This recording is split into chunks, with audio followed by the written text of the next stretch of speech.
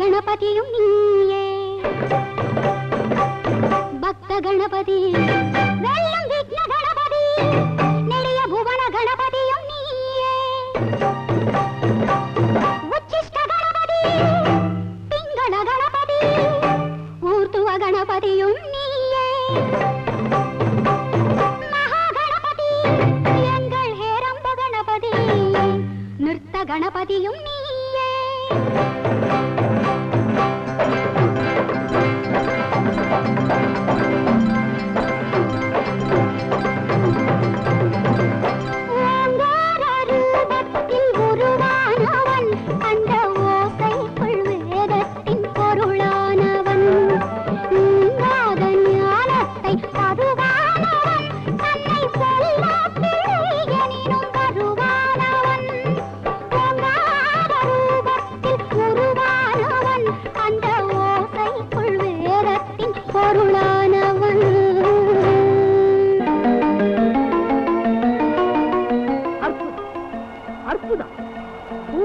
சோலை மயிலாட காமார் சோலை மருங்கசைய நடந்தாய் வாழி காவேரி என்று புலவர்கள் பாடியது எவ்வளவு பொருத்தம்!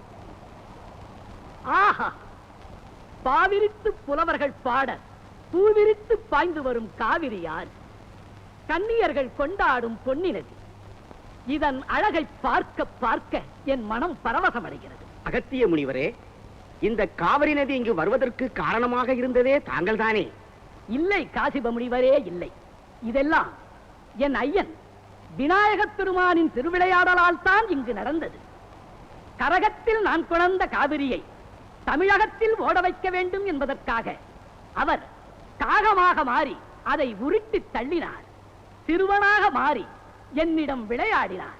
ஆகா! அதனால் அல்லவா புலவர்கள் அமர முனிவன் அகத்தியன் தனாது கரகம் கவிழ்த்த காவிரி பாவை என்று பாடினார்கள்.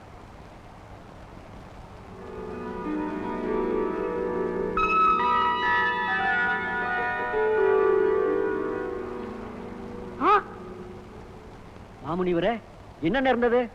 ஸ்ரீராமரின் பட்டாபிஷேகத்திற்கு வந்த விபீஷணன் வேண்டிக் கொண்டபடி இக்ஷ்வாகு குலத்தவர் வணங்கி வந்த திருவரங்கரின் திருவுருவத்தை அவனிடமே தந்துவிட்டார் ஸ்ரீராமர். இப்பொழுது விபீஷணன் அதை எடுத்துக்கொண்டு சென்று கொண்டிருக்கிறான். அதனால என்ன? இல்லை, விபீஷணன் அதை எடுத்துச் செல்லும்படி விடக்கூடாது. ஆறிரண்டும் காவேரி, அதன் நடுவே திருவரங்க பெருமான் என இங்கே நிலை பெற்று நிற்கும்படி செய்ய வேண்டும். அதற்கு வழி? கருணையே வடிவான கணநாதர் இருக்கும் போது நாம் ஏன் கவலைப்பட வேண்டும்? இந்த காவிரி நதியை தந்த கணபதியே அதன் கரையில் திருவரங்கரின் திருக்கோயில் அமைவதற்கும் வழிவகுப்பார். ஓம் கணேசாய நமக. ஆஹா! விநாயகப் பெருமானே, 5 கரத்தனை, யானை முகத்தனை, இந்தின் இளம் திரை போலும் எகிற்றனை, நந்தி மகன்றனை, ஞானக் கொழுந்தினை குந்தியில் வைத்தடி போற்றுகின்றேன். அகத்திய முனிவரே, உமது தமிழின் அழகைக் கண்டு யாம் மகிழ்ந்தோம். வித்தக விநாயக மத்தக கடிரே, பிரணவ வடிவான கரிமுகக் கடவுளே, அருள் புரியுங்கள்.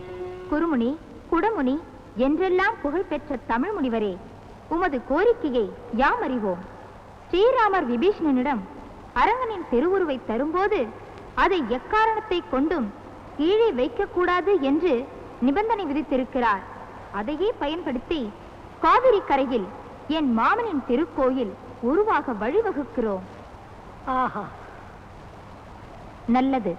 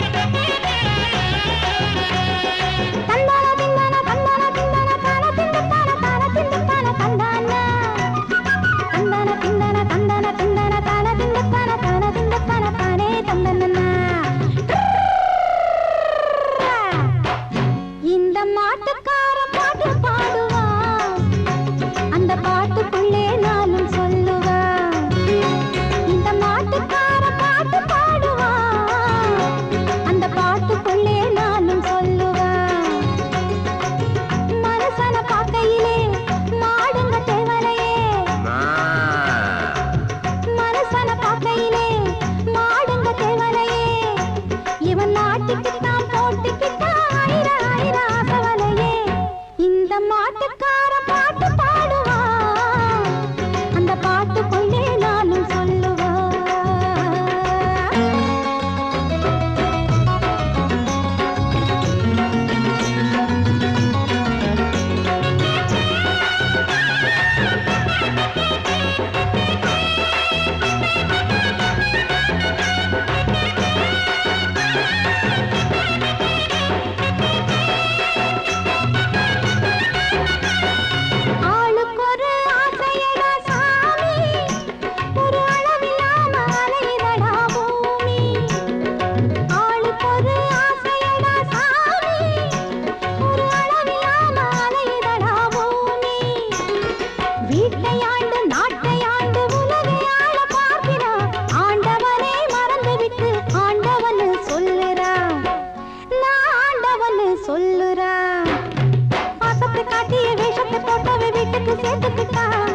தோட்டத்து வேலைய தோட்டத்தை மேயிற வேலையும் செஞ்சுக்கிட்டா.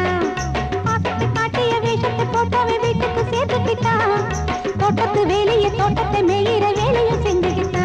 இந்த மாட்டுக்கார பாட்டு பாடுவா, அந்த பாட்டுக்குள்ளே நானும் சொல்லுவா.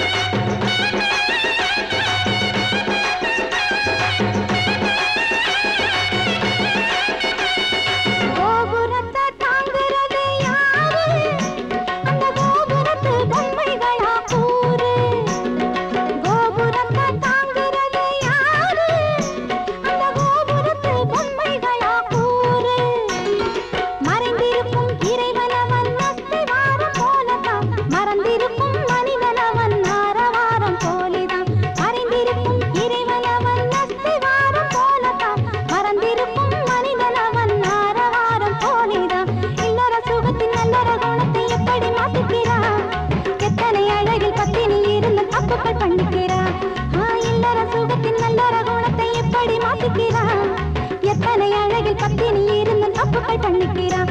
இந்த மாட்டுக்கார பாட்டு பாடுவா, அந்த பாட்டுக்குள்ளே நானும் சொல்லுவா. மனுஷன பார்க்கையிலே மாடுங்க தேவலையே, இவன் மாட்டுக்குத்தான் போட்டுக்கிட்டா ஆயிரம் ஆயிரம் ஆசவலையே. இந்த மாட்டுக்கார பாட்டு பாடுவா, அந்த பாட்டுக்குள்ளே நானும் சொல்லுவா.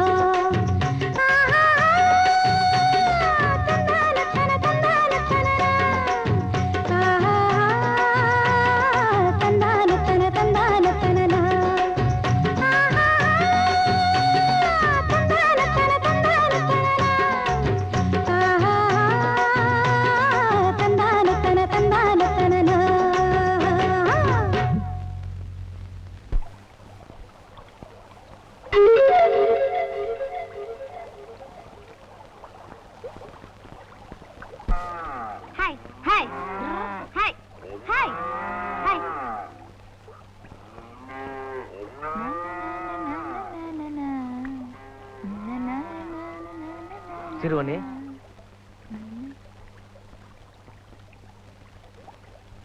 யாரு? உன்னைத்தானப்பா அழைத்தேன். நீ பாடிய பாடல் என்னை வியக்க வைத்து விட்டது. மாடு மேய்க்கும் போது பொழுது போலன்னு ஏதோ உளறிட்டு இருந்தேங்க. அது உளரவில்லை அப்பா, வாழ்க்கையின் உண்மைகள். என் தமையன் ராவணன் புரிந்த தீமைகளை எல்லாம் சுட்டிக்காட்டி இந்த உலகத்திற்கு பாடம் சொல்லுவது போல் அமைந்த பாடல். ராவணனா? உன் தமையனா? ஆமாப்பா, அதனால் தான் உன் பாடலின் பொருளை முழுமையாக உணர்ந்தேன். நீங்க சொன்ன சரிதான் சாமி. பொழுது சாய போது நான் வரட்டுங்களா? சிறுவனே, என்னங்க? எனக்கு ஒரு உதவி செய்ய வேண்டும். என்னது? நீங்க பெரிய மகாராஜா, உங்களுக்கு போய் நான் உதவி செய்யறதா? என்ன விளையாடுறீங்களா? இல்லையப்பா, உண்மையாகத்தான் கேட்கிறேன். நான் இங்க உதவி செய்யறதுக்கு தானே வந்திருக்கிறேன். என்ன செய்யணும்னு சொல்லுங்க. இதோ இந்த அரங்கரின் திருவுருவை சிறிது நேரம் உன் கரங்களில் வைத்திருக்க வேண்டும். இத பார்த்த உடனே என் கூடவே தங்க வச்சுக்கணுங்கிற ஆசை வந்துருச்சு. என்ன? அதான் என் கையிலேயே வாங்கி வச்சுக்கணுங்கிற ஆசை வந்துருச்சுன்னு. இதோ இந்த காவிரி நதியில் சந்தியாவந்தனம் செய்துவிட்டு சில நொடிகளில் திரும்பி வந்து விடுகிறேன். அதுவரையில் இதை வைத்திரு. எனக்கு கை வலிச்சா கீழே வச்சிடலாமா? இல்லை இல்லை, அப்படி செய்து விடாதே. கீழே வைக்க கூடாது என்பதனால் தானே உன்னிடம் தருகிறேன். ரொம்ப ரொம்ப கனமா இருக்கும் போல இருக்கே. உலகத்தின் பாரத்தை தாங்குபவர் உனக்கு பாரமாக இருக்க மாட்டார். அப்ப சரி, சீக்கிரம் வந்துருங்க. இத பாருங்க, நான் சின்ன பையன், ரொம்ப நேரம் வச்சிருக்க முடியாது. என்னால முடியலங்கிற போது 3 தடவை உங்க பேரை சொல்லி கூப்பிடுவேன். உடனே வந்துடணும். அப்படியே செய்கிறேன். இதோ என் சுவாமியை பெற்றுக்கொள். மாமா,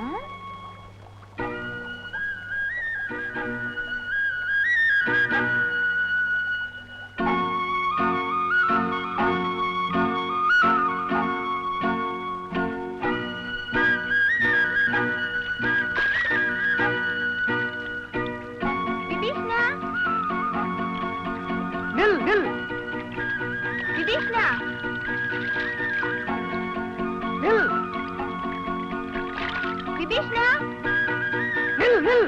3 முறை அழைத்து விட்டேன். வைத்து விடாதே, வைத்து விடாதே.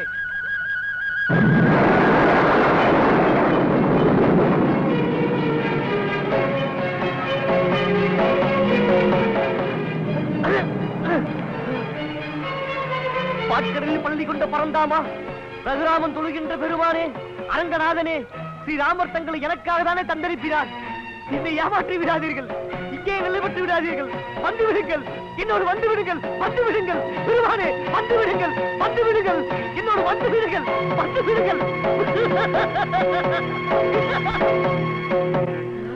திருவனே, என் இதயத்தில் நிலைப்பட்ட எம்பெருமானை கீழே வைத்து விட்டாயே, என்னை ஏமாற்றி விட்டாயே. உன்னை என்ன செய்கிறேன் பார்.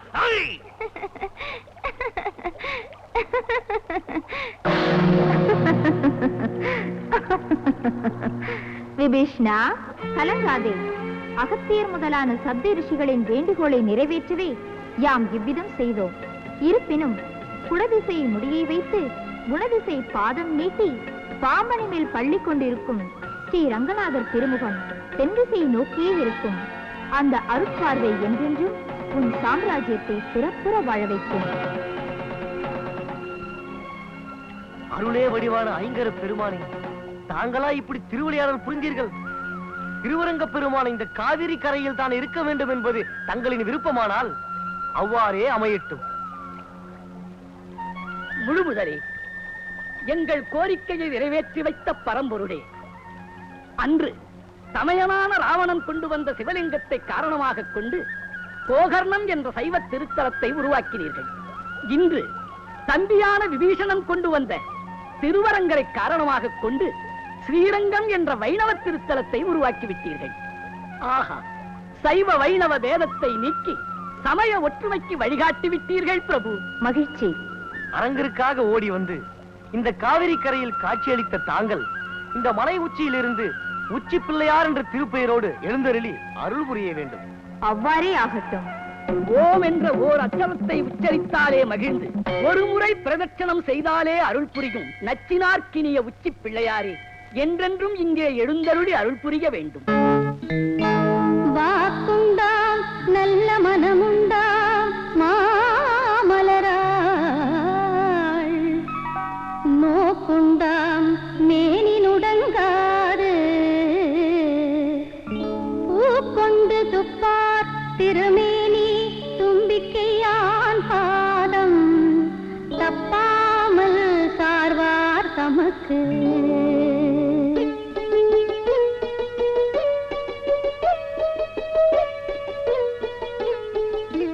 சரி வாங்கடி போலாம். இருடி பொண்ணு வரட்டும். அவளை பத்தி தெரியாதா என்ன? 108 தடவை சுத்திட்டு தோப்புக்காரனை போட்டுட்டு பிள்ளையாட்ட கொஞ்ச நேரம் பேசிட்டு தான் வருவா. ஆமா ஆமா வாங்கடி போலாம். முன்னவனே யானை முகத்தவனே முக்தி நலம் சொன்னவனே தூய்மை சுகத்தவனே மன்னவனே சிற்பரனே ஐங்கரனே செஞ்சடையல் சேகரனே தற்பரனே நின்தாள் சரண்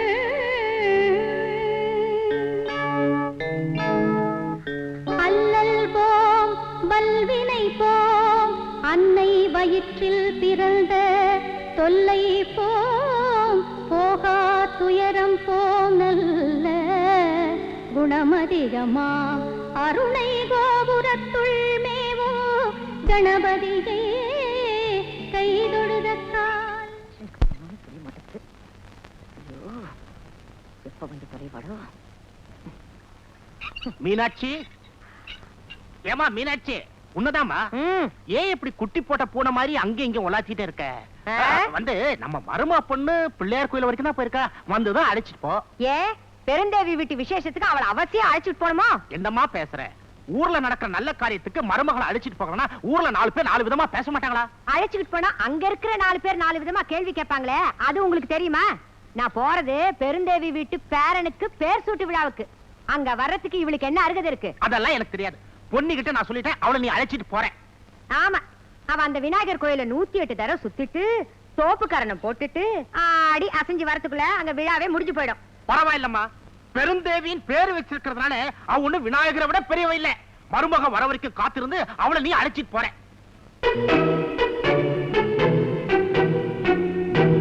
ஏண்டி, கோவிலுக்கு போனமா வந்தமான்னு இல்லாம ஊரை சுத்திட்டு இப்படி வரைய உனக்காக நான் எவ்வளவு நேரம் காத்துக்கிட்டு இருக்குது? அது வந்து நீ ஒண்ணும் சொல்ல வேண்டாம்மா. உள்ள போய் படவை மாத்திக்கிட்டு உங்க அத்தை கூட போயிட்டு வா. போமா.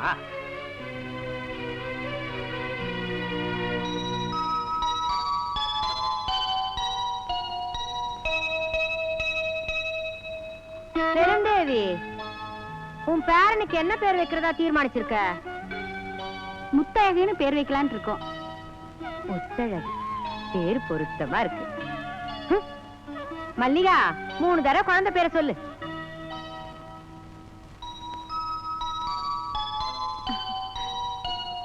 முத்தழகு முத்தழகு முத்தழகு முத்தழகு.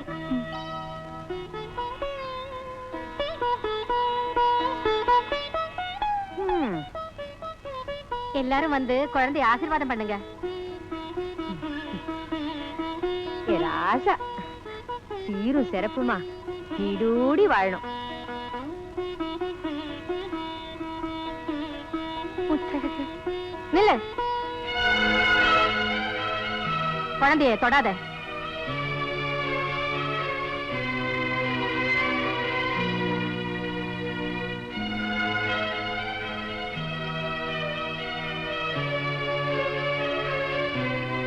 என்னடி முழிக்கிற? புள்ளை இல்லாத மலடி எல்லாம் குழந்தைய தொட்டா குழந்தைக்கு தோஷம் தான் வரும். விலகி நில்லு. அம்மா, என்னம்மா இது? 4 பேர் மத்தியில இப்படி. சுமாரடை, இவ கதை பத்தி உனக்கு தெரியாது. இப்ப என் வாயை கலர்ன ஏதாவது சொல்லிடுவேன். என்ன இது? இப்படி எல்லாம் வரும் தெரிஞ்சுதான் இவளை என் கூட அனுப்பாதீங்கன்னு நான் சொன்னேன். அவர் கேட்டாதானே புடிவாதமா என் கூட அனுப்பி வச்சாரு. என்ன? நான் வீட்டுக்கு போறேன், நீங்க இருந்துட்டு நிதானமா வாங்க. ஏன் பாதியில அனுப்பிட்டான்னு பழிக்கிறதுக்கா? ஏற்கனவே படுற அவமானம் போதாதா? இது வேறையா? இரு, நானும் வரேன். ஏன் மீனாட்சி, நான் சொன்னதுல உனக்கு வருத்தமா? அப்படியெல்லாம் ஒண்ணும் இல்ல. நீ பேசுறதுல ஒண்ணும் தப்பு இல்லையே. ஏதோ எனக்கு தான் இன்னும் பேரம்பேத்துக்கு பேர் சுட்டு விழா நடத்த பாக்கியம் இல்ல. நீயாவது நல்லபடியா நடத்து. நான் போயிட்டு வரேன். வரேம்மா.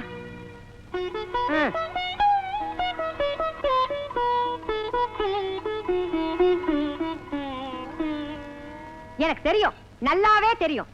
வேண்டான்னு சொன்னா கேட்டாதானே? இவளோட ஏன் வந்தேன்னு கழுத்தை பிடிச்சு வெளியில் தள்ளாத குறைதான். தள்ளல, விட்டுடு. ஏன் கத்துற? ஐயோ, இப்படி எல்லாம் ஆயிடுச்சே. நான் கொதிச்சுக்கிட்டு இருக்கேன். உங்களுக்கு வேடிக்கையா இருக்கா? மருமக வந்து இத்தனை வருஷம் ஆச்சு, இன்னுமா ஒரு புழு பூச்சி பொறக்கலன்னு என்ன தானே கேக்குறாளுங்க? புள்ள பெத்துக்காதவளை எந்த சபையில சேர்த்துக்குவாங்க? சுபகாரியம் நடக்கிற இடத்துல யார் கூப்பிடுவாங்க? இவளுக்கு மாமியாருங்கிற ஒரே காரணத்தினால்தான் எனக்கு இந்த நிலைமை. உண்மைதாமா, என் கூட கல்யாணம் ஆனவங்க எல்லாம் பிள்ளைங்களுக்கு தகப்பனாகி அவங்கள பாடசாலைக்கு அனுப்பிச்சிட்டாங்க. என் தலையெழுத்து, இந்த மலடியை நான் எங்கேயுமே கூட்டிட்டு போக முடியல.